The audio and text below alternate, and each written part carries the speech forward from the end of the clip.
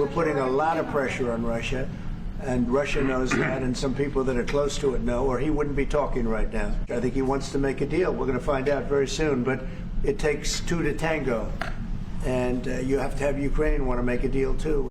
A critical moment in the search for peace between Russia and Ukraine. Joining me now is someone who's been involved in this discussion for a long time, Tennessee Senator Bill Hagerty. Senator, first of all, this idea that Trump is favoring Russia, I just would be interested in knowing your perspective. How much of this idea is overhang from the Russian hoax? That is, a lot of deep state people and folks in the media who want to sort of prove that they were right about Russia and Trump working together.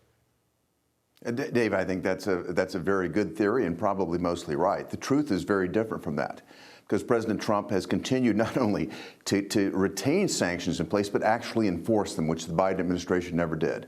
The Biden administration talked tough, but they did not enforce sanctions.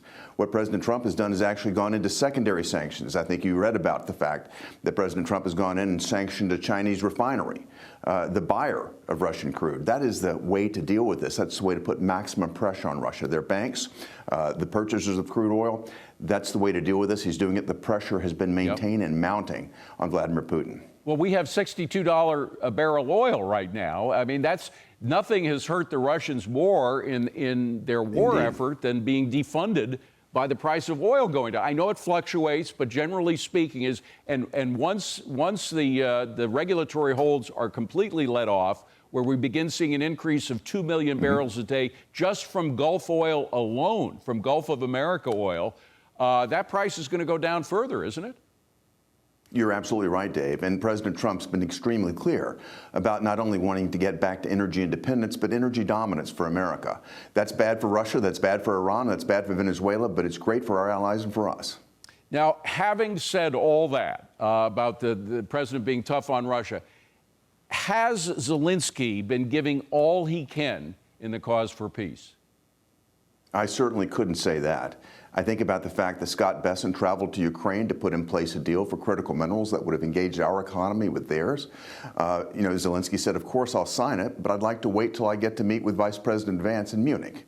He goes to Munich. Vice President Vance is courteous enough to meet with him, and he tells Vice President Vance, I'd like to actually sign it with the president at the White House. We accede to that. We let him come to the White House, and what does he do? He tries to retrade the deal on international TV in front of everybody. I think it really is amazing, I think, how congenial President Trump has been in dealing with both of these parties. He wants to bring this to an end, and I'd like to say this, Dave, every week this waits, we're losing roughly another 5,000 lives. It's time for both parties, Russia and Ukraine, to get to the table and bring this to an end. By the way, I know it's water over the bridge, but that meeting, we were just running clips from that famous meeting in the Oval Office between Zelensky and Trump. Do you think that was pre-planned? Was it spontaneous? Were Democrats in any way whispering in Zelensky's ear? What was going on with that? I don't know the answer in terms of who's advising Zelensky, but I would say this: had it been Joe Biden in that Oval Office in that meeting, it would have worked. But it certainly is not going to work with President Trump. He wasn't going to tolerate that sort of behavior. He wasn't so hungry for a deal to be, celebrating it in the Rose Garden. He sent Zelensky home, and he should have. Now, there's another country hurting from our oil production, and that's Iran. And the president said today that it looks like they may be scared. That is, it looks like they may come to the table for a deal, realizing, one, that they're going to be losing a lot of resources. They have the maximum pressure again working against them. And they don't want the U.S. and Israel combined to attack every possible nuclear site they have been working on developing a bomb in. So is it conceivable that, despite all the jargon we heard from the Biden and then before that the Obama administration about making a deal with Iran, that Trump might be the one who actually has a deal that'll stick? Well, Dave, I'll remind you that everyone said that the Abraham Accords couldn't be done. I shouldn't say everyone, not people that knew President Trump, but President Trump was able to deliver on that. If anybody can deliver peace in the Middle East, it's Donald Trump. I think the Iranians should understand and appreciate the fact that President Trump is not going to take this anymore. It's going to be maximum pressure. They are the greatest state sponsors of terror, not only in the region, but in the world. They're in a very difficult place right now.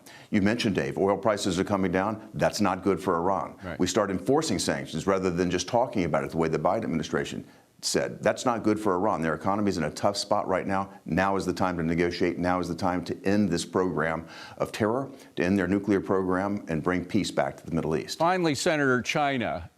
We had a lot of focus on China today. Of course, the markets approve of what Trump is doing with regard, at least today. I mean, every day is different, so who knows what's going to happen tomorrow. But do you think that they overplayed their hand terribly in challenging Trump to a battle on tariffs?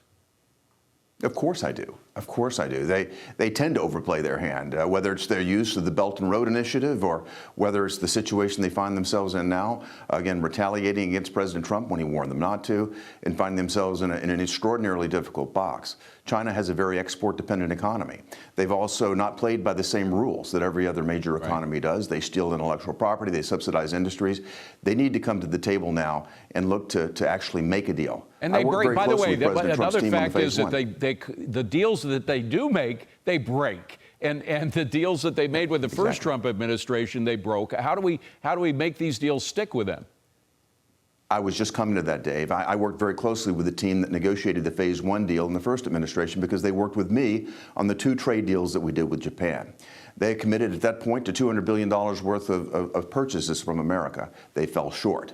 China needs to keep its word. China needs to step up. If you think about what happened during the COVID crisis, if you think about the spy balloon that flew across America, there's a real issue of trust right now. That issue needs to be resolved. China needs to prove that it's a reliable partner. Senator Bill Hagerty, always a pleasure to see you, Senator. Thanks so much for being here. Likewise, Dave. Good to be with you. Thank you.